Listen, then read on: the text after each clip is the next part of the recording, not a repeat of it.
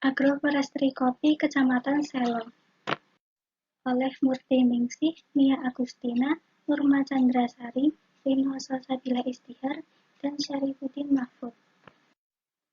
Agroforestry berasal dari kata serapan bahasa Inggris yang merupakan gabungan dari kata agro dan forestry. Agro berarti pertanian dan forestry berarti kehutanan. Tanaman kehutanan yang dimaksud adalah tanaman pepohonan, sedangkan tanaman pertanian berkaitan dengan tanaman semusim. Pengertian agroforestry dapat dijelaskan secara lebih luas, yaitu penggabungan sistem budidaya kehutanan, pertanian, perikanan, dan peternakan. Selo merupakan salah satu kecamatan yang terletak di Boyolali, Jawa Tengah. Kecamatan ini terletak di antara Gunung Merapi dan Gunung Merbabu, sehingga memiliki daya tarik yang tinggi, terutama di bidang pariwisata.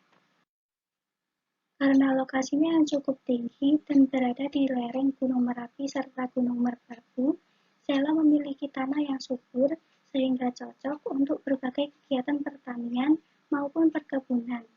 Salah satunya yaitu budidaya tanaman kopi.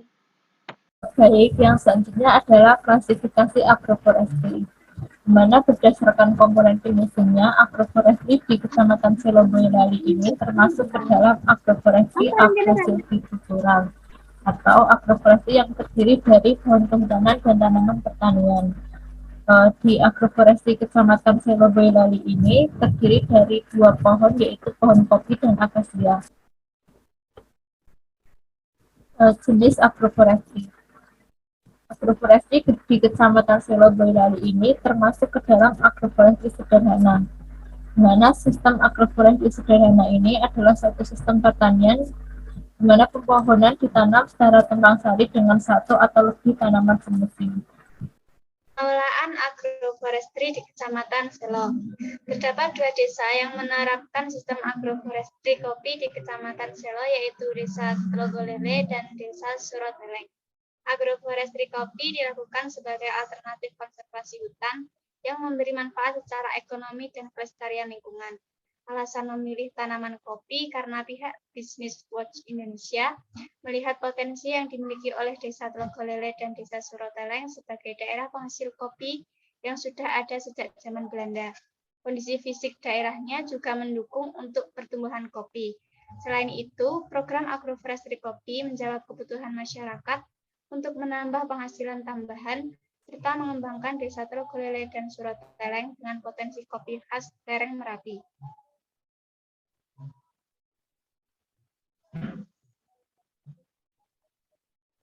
Next.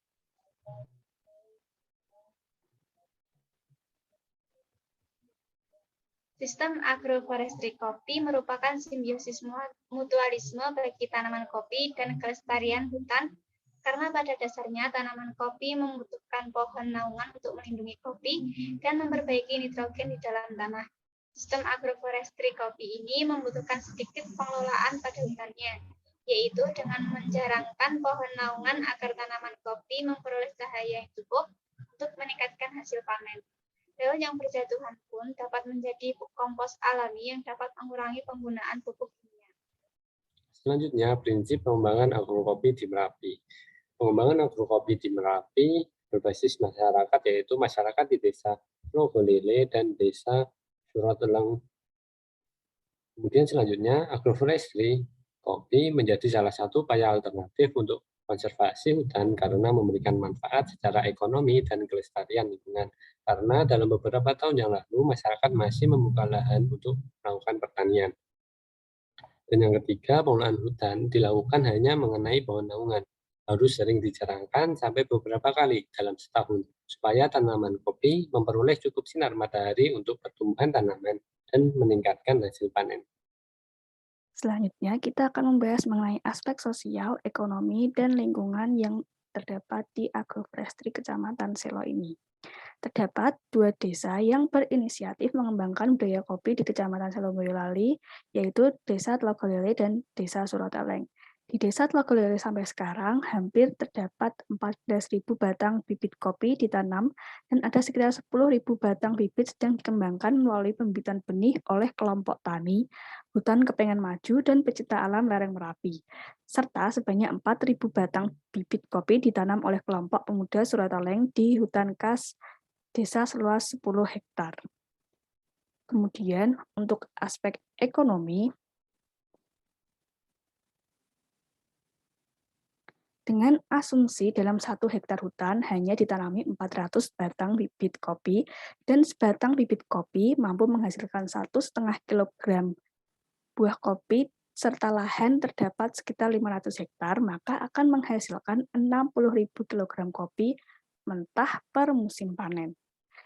Dan harga jual kopi mentah rata-rata per kilogramnya adalah 60.000, maka akan memberikan pendapatan sebesar 3,6 miliar. Nilai penghasilan tersebut akan menjadi tambahan pemasukan bagi desa dan masyarakat sekitar daerah penyangga hutan. Praktik tersebut tidak hanya memperbaiki nasib komoditas kopi.